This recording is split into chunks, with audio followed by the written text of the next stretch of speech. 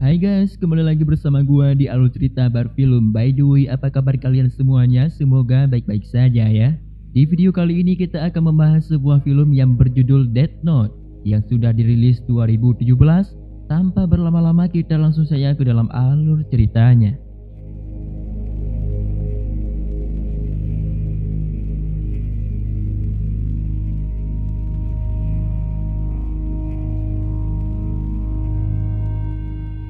Di awal film, dengan menceritakan awal mula datangnya Death Note di sebuah sekolah di mana terdapat serombongan cheerleader yang sedang berlatih dan beberapa pelajar lainnya yang sedang menonton latihan mereka tersebut. Tokoh utama kita yaitu Mia, seorang cheerleader, tampak di antara mereka, dan juga sang tokoh utama lainnya bernama Light yang juga ikut menonton latihan cheerleader tersebut sambil mengerjakan tugas. Light adalah anak pintar di sekolah, kepintarannya dia digunakan untuk mencari uang. Dia mengerjakan tugas anak sekolah lainnya untuk mendapatkan bayaran. Light adalah anak seorang polisi dan dia baru saja kehilangan ibunya yang ditabrak mati oleh seseorang. Sedangkan ayahnya, sang polisi, tidak bisa berbuat apa-apa untuk menghukum orang yang menabrak mati ibu Light tersebut. Tiba-tiba angin berhembus kencang mengenai Mia dan Light. Dan dari langit tiba-tiba jatuh sebuah buku besar berwarna hitam dan jatuh tepat di samping Light yang duduk. Dia mengambilnya, buku besar hitam itu bertuliskan Death Note di depannya. Hujan pun turun. Light, Mia, dan anak-anak sekolah lainnya berlarian ke dalam sekolah. Di saat hendak masuk sekolah, tiba-tiba di sebuah pintu sekolah keluar seseorang anak yang sedang dibuli oleh dua anak sekolah lainnya, salah satunya Kenny. Mia tanpa berpikir panjang langsung membela anak tersebut. Tentu saja Kenny langsung marah dan hendak memukul Mia, tapi Light menghalanginya. Light menghina Kenny dengan harapan Kenny akan mundur, tapi tentu saja bogem mentah yang ia dapatkan. Kesialan Light tidak berhenti hanya sampai di saat itu saja. Ketika Light tersadar dirinya sudah berada di depan kepala sekolah, tugas-tugas sekolah anak-anak lainnya yang dia kerjakan berada di tangan kepala sekolahnya. Kepala sekolah tidak membela Light yang habis dipukul, bahkan Mia pun mengatakan bahwa Light hanya terjatuh. Light dikenai hukuman 2 minggu. Di ruang hukuman, Light membuka dan mempelajari Death Note yang dia dapatkan, dan di tempat ini jugalah Light bertemu dengan setan penjaga buku kematian tersebut.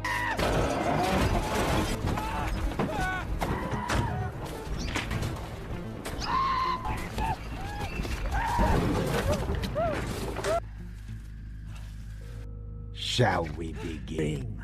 I like that. It's all in your mind, so... Sang iblis menggoda Light untuk menggunakan Death Note. Ia memperlihatkan Kenny yang saat itu sedang membuli seorang gadis. Karena masih kesal akan kelakuan Kenny, Light pun menyerah dan menulis nama Kenny di buku kematian. Dan ia diharuskan juga menulis cara kematiannya. Ia menulis kepala Kenny terpenggal. Beberapa lama kemudian, Light memperhatikan lingkungan sekitar Kenny yang semuanya saling berhubungan dan membuat sebuah kecelakaan yang mengakibatkan kepala Kenny terpenggal. Watch.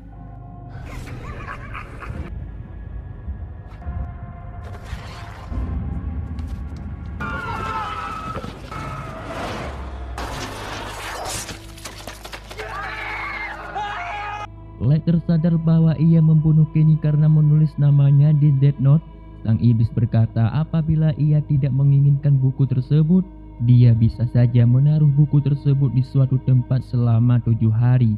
Nanti sang iblis akan menemukan rumah barunya. Pada malam harinya, Light berbincang dengan ayahnya yang awalnya menanyakan apakah Light mengenal Kenny. Tetapi perbicaraan kemudian melenceng jauh di mana kekesalan dan sakit hati Light akan kehilangan ibunya memuncak. Ia menyalahkan ayahnya untuk tidak menghukum Anton Skomal. Anton adalah orang yang menabrak mati ibunya dan dia bebas dari hukuman. Light ke kamarnya dan kemudian ia pun mengeluarkan Death Note-nya. Dia mempelajari kembali tulisan-tulisan yang berada di dalam buku tersebut. Di antaranya ditulis jangan percaya pada Roek. Tidak lama kemudian sang iblis pemilik buku tersebut pun muncul kembali. Dialah yang bernama Roek.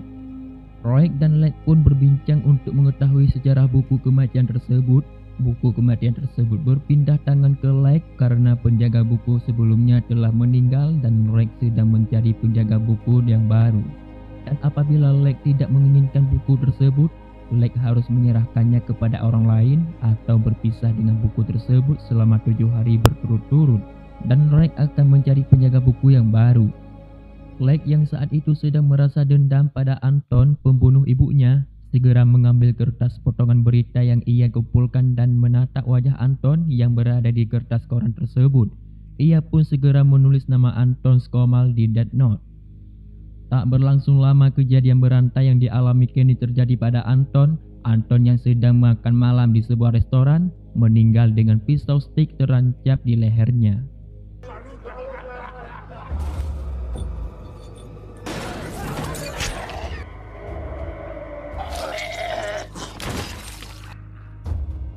Keesokan harinya Mia dan Lake bertemu. Lake memberitahukan tentang buku Death Note yang dia pegang.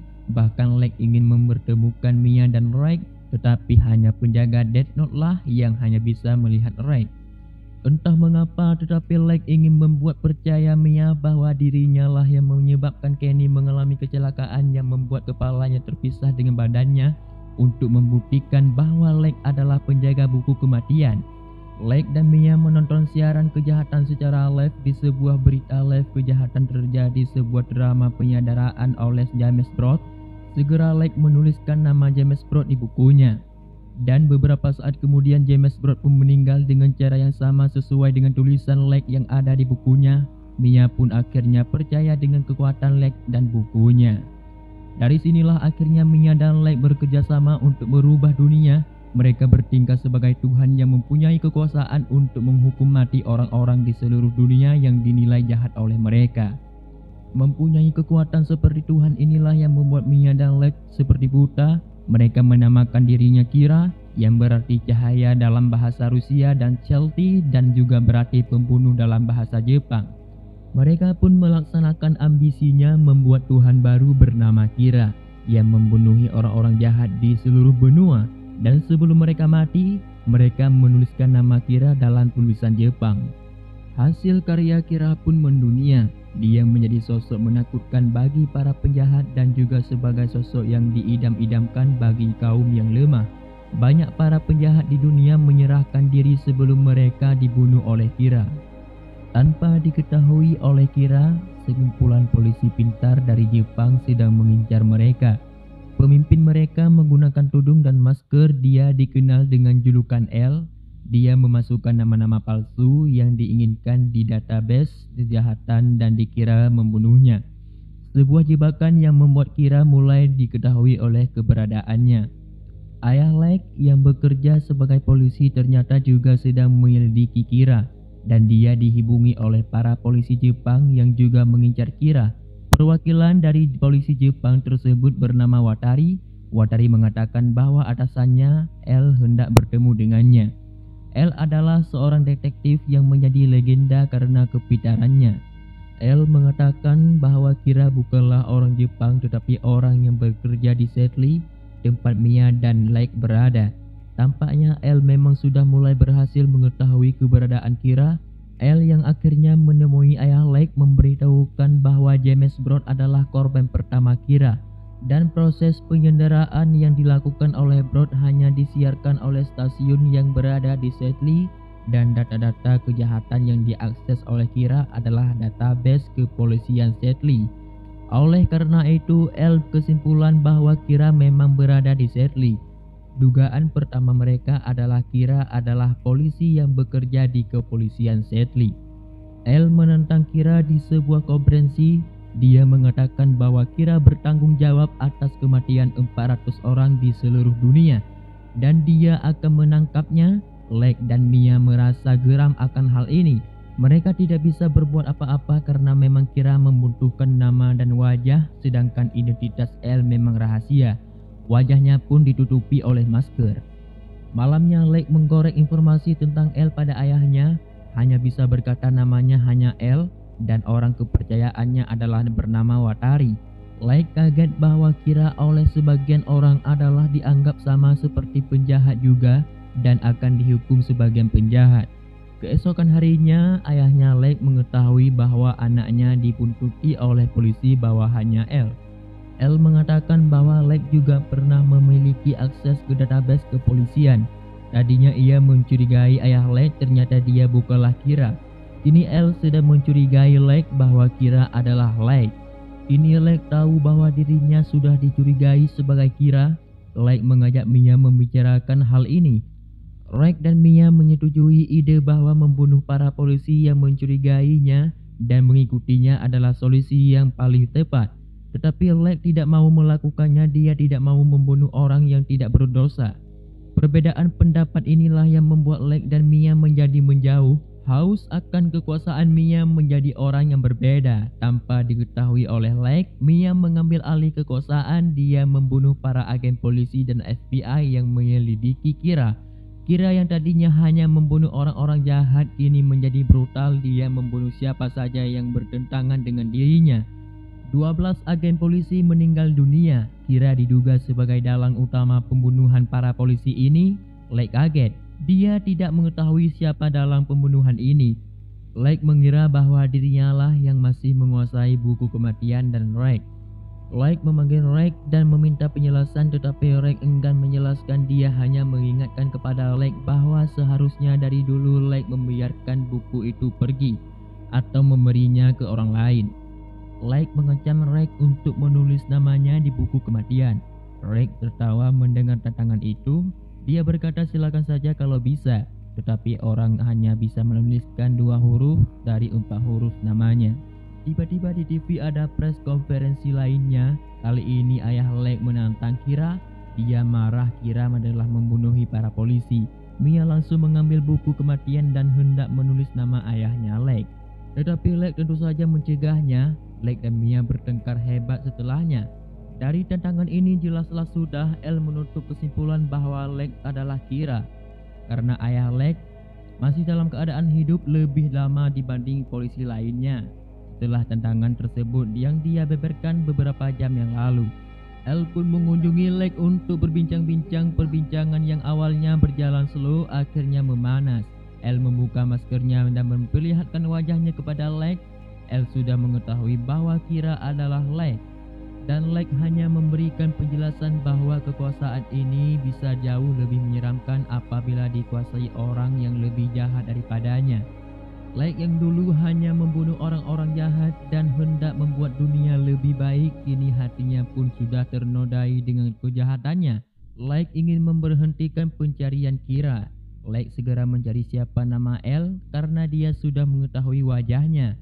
Lake mencari nama L melalui orang kepercayaannya, Watari.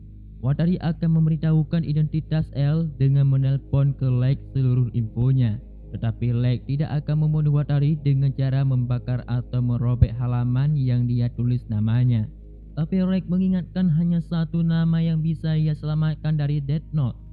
Tak berselang lama Watari pun menelpon Lake. Dia memberitahukan bahwa L tumbuh di sebuah panti di mana dia dididik menjadi detektif hebat. Nama aslinya ada di tempat pelatihan anak yatim yang berada di kota Rochester. Lake menyuruh Watari ke tempat pelatihan tersebut untuk mencari nama L.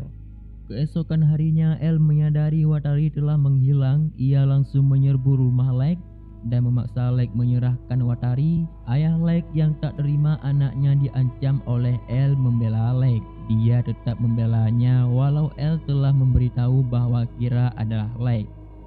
Di lain tempat, 2 hari kemudian, Watari hampir menemukan nama asli L. Watari hampir kehabisan waktu karena namanya sudah tertulis di Death Note. Di saat Lake hendak membakar halaman Watari, dia menemukan halaman tersebut hilang, dirobek oleh Mia. Watari pun mati ditembak oleh agen yang melindungi nama L. Sementara itu Mia mengakui semua perbuatannya kepada Lake bahwa dia membunuh semua agen dan merobek halaman Watari untuk melindungi Lake. Bahkan Mia telah menulis nama Lake di Death Note bahwa jantung Lake akan berhenti pada tengah malam. Lake meminta menyerahkan buku kematian kepadanya, lalu kemudian Mia akan membakar halaman yang ada nama Lake-nya untuk membatalkan kematian Lake. L yang baru mengetahui kematian Watari mengamuk. Dia membawa mobil polisi dan mencari Lake, sedangkan ayahnya Lake yang hendak melindunginya mengerahkan pasukan untuk mencari L. Kejar-kejaran pun terjadi antara L dan Lake. Lake berhasil kabur dari L karena dibantu oleh orang yang memuja Kira. Lake menemui Mia di sebuah pasar malam. Polisi segera mengepung pasar malam tersebut. Lake dan Mia menaiki kincir untuk menghindari polisi, tetapi Mia saat itu hanya peduli akan Death Note dan menginginkan buku tersebut. Lake memberi dua pilihan pada Mia. Apabila ia mencintainya, maka Mia tidak boleh mengambil bukunya. Sedangkan apabila ia mengambil Death Note, maka Mia tidak akan bertemu dengannya lagi. Ternyata Mia memilih mengambil buku Death Note-nya, dan Lake menulis nama Mia sebelumnya. Apabila Mia mengambil buku kematian tersebut dari tangannya, kincir tempat mereka berdiri pun rubuh, menjatuhkan mereka berdua. Mia mati setelah menghantam sebuah perahu, sedangkan Lake terjatuh ke dalam air. Kertas robekan Death Note yang berisi nama Lake jatuh ke dalam api dan terbakar. Sebelum terbakar, L melihat isi tulisan kertas tersebut. Di sana ada tulisan jantung Lake berhenti berdetak tengah malam. Lake tersadar dari komanya dengan buku kematian di pengakuannya. Datanglah ayahnya. Akhirnya berkata bahwa dia menyadari bahwa Kira adalah anaknya, dan korban pertama Kira adalah Anton Skomal, pembunuh ibunya, bukanlah Brod. Lake pun membeberkan cara dia selamat dan alasan dia menjadi Kira kepada ayahnya. Sementara L yang kehilangan kredibilitasnya sebagai detektif hebat dikarenakan ada 4 pembunuhan yang dilakukan oleh Kira, sedangkan Lake sedang mengalami koma. Kesimpulan atas L adalah Kira bukanlah Lake. 4 pembunuhan ini tetap dilakukan oleh Death Note, tetapi bukan Lake yang menulisnya, tetapi penjahat yang dia pilih dari data kejahatan yang menulisnya sebelum dia melakukan bunuh diri. L tahu persis Kira adalah Lake. Dia menyadari bahwa senjata Kira adalah sebuah buku atau kertas. L mencurigai sebuah buku kalkulus dan Lake tidak mempercayai kalkulus, tetapi Mia yang mempunyai buku kalkulus. Dia pun pergi ke kamar Mia untuk mencari buku kalkulus yang dia curigai dan benar. Dia menemukan kertas Death Note yang tertuliskan nama-nama agen yang terbunuh. Nama-nama agen itulah yang ditulis oleh Mia dan halamannya disembunyikan di sebuah buku kalkulusnya. L adalah detektif hebat. Dia dengan mudah mengetahui bahwa nama-nama yang berada di kertas tersebut adalah nama orang yang akan mati. L yang dendam karena kematian Watari pun menatap tajam foto Lake dan Mia. Tampak hawa nafsu membalas dendam dan sisi kebaikan dari L sedang berperang. L menulis sebuah nama di kertas Death Note. Pada saat bersamaan di rumah sakit, Lake didatangi oleh Rick yang tertawa. Dia berkata manusia memang sangat menarik.